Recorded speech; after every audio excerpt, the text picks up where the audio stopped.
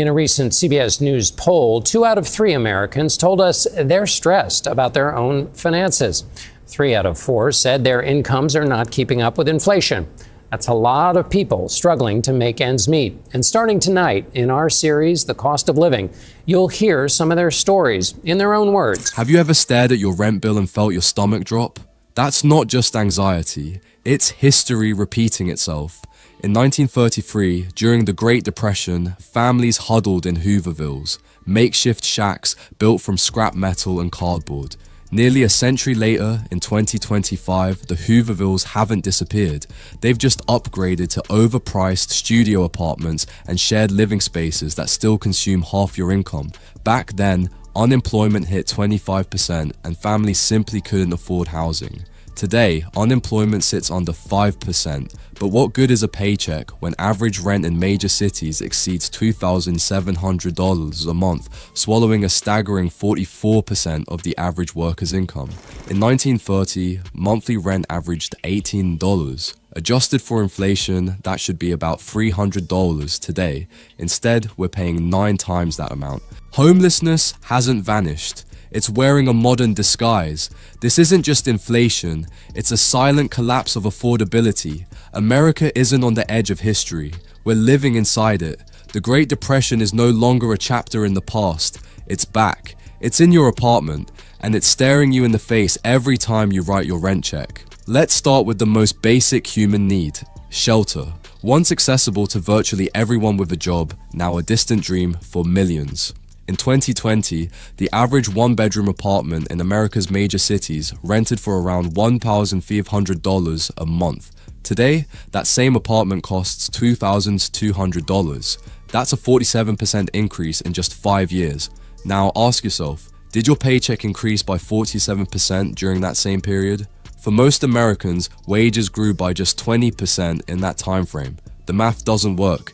And it's breaking households across the country. In London, the crisis is even more severe. Average monthly rents hit a record £2,736 in late 2025, absorbing an extraordinary 44% of the average Londoner's wage. 5 years ago, that figure was 40%, and a decade ago, it was 35%. Each percentage point represents thousands of pounds diverted from savings, pensions, or quality of life. New York City tells the same story. A typical 1-bedroom in Manhattan now demands $3,800 monthly, forcing residents to forfeit nearly 60% of their income just to maintain a roof over their heads. In San Francisco, the figure approaches $3,300, while Los Angeles renters face $2,600 monthly payments. These aren't luxury accommodations, they're basic living spaces, often in aging buildings with minimal amenities. The crisis extends far beyond coastal cities. Phoenix saw rents surge 30% in 3 years. Denver experienced a 25% jump. Nashville, Austin, Raleigh, cities once celebrated as affordable alternatives now feature rents that consume 40% or more of local median incomes. What economists call rent-burdened has become the default state for America's working and middle classes. This rental inflation cannot be dismissed as a natural market fluctuation. It represents a fundamental breakdown in the social contract where housing, the most essential expense, has decoupled entirely from wage growth. When housing costs rise twice as fast as incomes, the result isn't just financial strain, it's a silent form of displacement, pushing people away from economic opportunity, family connections, and community roots. What happens when half your income vanishes into your landlord's pocket? Everything else gets sacrificed. Retirement savings disappear, medical care gets postponed, education becomes a luxury, and the simplest pleasures, a dinner out, a weekend trip, even a streaming subscription, transform into guilt-inducing extravagances. The rental crisis isn't just about housing, it's about the disappearance of financial dignity and the collapse of economic mobility, and the numbers keep getting worse. This isn't just happening to someone else. The rental crisis has invaded every demographic, age group, and income level. Recent college graduates facing $1,900 rents while carrying $40,000 in student debt. Young families paying $2,400 for 2-bedroom apartments. forced to choose between childcare and housing costs. Middle-aged professionals spending 50% more on rent than they did 5 years ago, watching their savings accounts dwindle month by month. Even high earners aren't immune. A household income of $100,000, once the benchmark of comfort, now qualifies as rent-burdened in cities from Boston to Seattle. In San Francisco and New York, households earning $150,000 can still find themselves allocating more than a third of their take-home pay to housing costs. The stories behind these statistics are heartbreaking. Sarah, a nurse in Chicago, works 60-hour weeks, yet shares a one-bedroom apartment with a roommate because she can't afford her own place.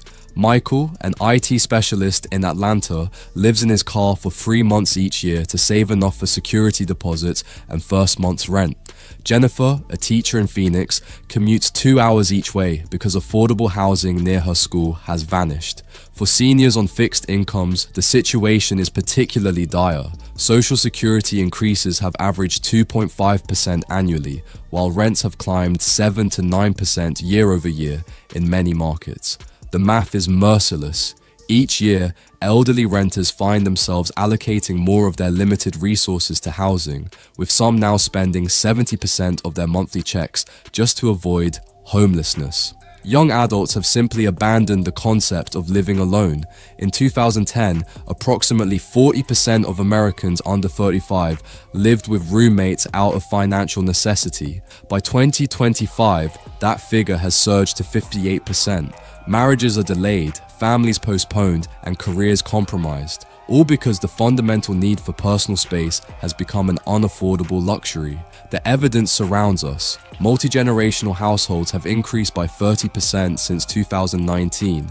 Apartment occupancy rates now average 4.2 people per unit in major metropolitan areas, up from 3.1 a decade ago.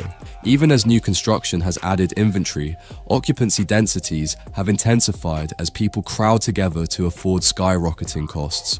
This isn't a preference, it's a survival strategy in a market that has failed its most basic function, providing affordable shelter. If you're hoping for relief from major landlords and property companies, you're looking in the wrong direction.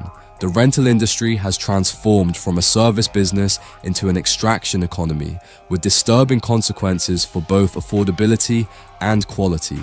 The consolidation of the market tells the story. In 2010, the 10 largest property management companies controlled approximately 2 million units. By 2025, that number has more than tripled to over 7 million units. This concentration of ownership hasn't led to economies of scale benefiting renters.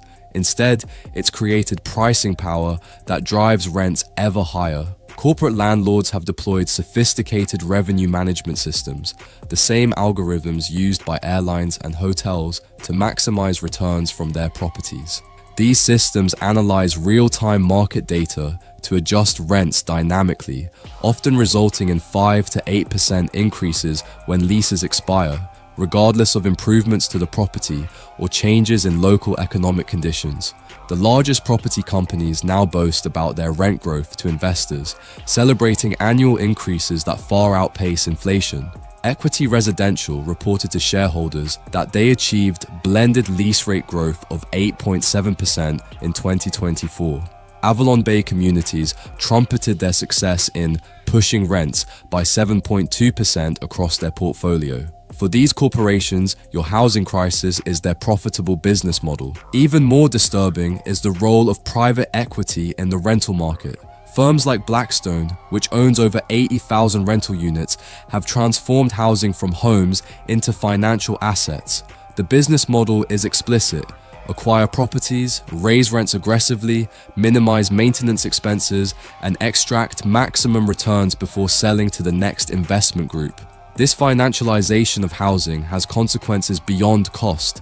Maintenance requests go unanswered. common areas deteriorate, basic repairs are delayed or ignored entirely. A 2025 survey by the National Housing Law Project found that properties owned by private equity firms received 37% more housing code violations than similar buildings under traditional ownership. Your leaking ceiling and broken elevator aren't oversights, they're deliberate business decisions to maximize profit margins. Meanwhile, local landlords who might maintain more reasonable rents are being pushed out of the market. Property taxes, insurance, and maintenance costs have all increased, squeezing smaller owners who lack the financial resources to weather temporary vacancies. Many sell to corporate entities, accelerating the concentration of the rental market into fewer, less accountable hands. The result is a system where renters pay more for less, with minimal recourse when things go wrong. And as rents continue their relentless climb, the quality of what you receive for your money continues its steady decline. Just move somewhere cheaper is the dismissive advice often given to rent-burdened Americans. But this simplistic solution ignores the complex reality of today's housing market, where affordability has collapsed nationwide. The data is clear. There is no escape. In 2019, 46% of US rental markets were considered affordable, meaning a household earning median income could spend less than 30% of their earnings on an average rental. By 2025, that figure has plummeted to just 18%. In other words, more than 80% of American cities now feature rental markets that consume an unsustainable portion of local wages. Even traditionally, low-cost areas have seen dramatic spikes. Boise, Idaho experienced a 52% rent increase over 5 years. Knoxville, Tennessee saw a 43% jump.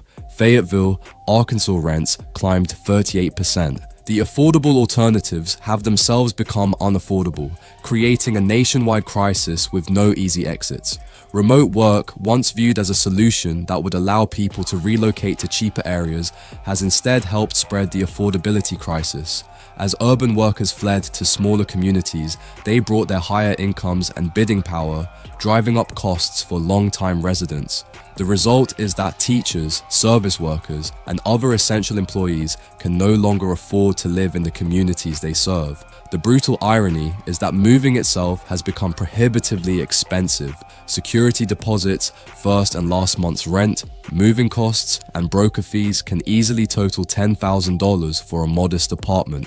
For a household already allocating 40 to 50% of their income to housing, accumulating this sum is nearly impossible. Many renters become trapped in place, unable to afford their current location, but equally unable to finance a move to somewhere cheaper. Transportation costs further complicate the equation. Areas with lower rents typically require longer commutes and car ownership, offsetting any housing savings. A 2025 study by the Center for Neighborhood Technology found that households in supposedly affordable exurbs often spent more on combined housing and transportation costs than those in higher rent urban areas with public transit access. Even those who do relocate to lower cost areas often find that job opportunities and wages decrease proportionately, leaving them no better off financially. The affordability crisis isn't just about housing, it's about the fundamental disconnect between where jobs exist, what they pay, and what it costs to live nearby. And that disconnect is growing worse every year. We're not just facing scattered rent increases. We're witnessing the complete collapse of housing affordability, with consequences that extend far beyond individual budgets. The national statistics paint a devastating picture of a society where stable housing has become a luxury good rather than a basic right. The National Low-Income Housing Coalition reports that the US has a shortage of 7.3 million affordable rental homes. This gap isn't being addressed by new construction, which predominantly targets the luxury market. Of the 375,000 new apartment units completed in 2024, fewer than 20% were priced for households earning the median income or below. Evictions have surged to alarming levels. Princeton University's eviction lab documented 1.2 million formal eviction filings in 2024, representing a 34% increase from pre-pandemic levels. This figure doesn't capture informal evictions, where tenants leave under pressure from landlords without formal legal proceedings, which housing advocates estimate could number 3 times higher. The percentage of Americans spending more than half their income on rent, what housing experts term severely cost-burdened, has reached an all-time high of 22%, representing over 11 million households. For these families, a single financial emergency, a medical bill, car repair, or brief unemployment can cascade into homelessness. Indeed, homelessness has exploded nationwide. The Department of Housing and Urban Development's 2025 point-in-time count identified 713,000 Americans experiencing homelessness on a single night, a 52% increase from 2018. This includes 172,000 children, many from families with at least one working adult. The housing market's failure has triggered a public health crisis. The American Medical Association recently classified housing instability as a social determinant of health, linking it to increased rates of depression, anxiety, hypertension, and substance abuse. Healthcare costs associated with housing instability now exceed $27 billion annually. Rental debt has become normalized. A 2025 Federal Reserve survey found that 28% of American renters carried past due balances with their landlords, averaging $2,800 per household. Many use credit cards to cover rent, effectively financing their housing at interest rates approaching 25%, creating a debt spiral nearly impossible to escape. These aren't just statistics, they represent millions of lives disrupted, dreams deferred, and potential squandered. The rental affordability collapse isn't a minor economic inconvenience, it's a nationwide catastrophe with ripple effects through every aspect of American society. And despite its severity, meaningful solutions remain elusive.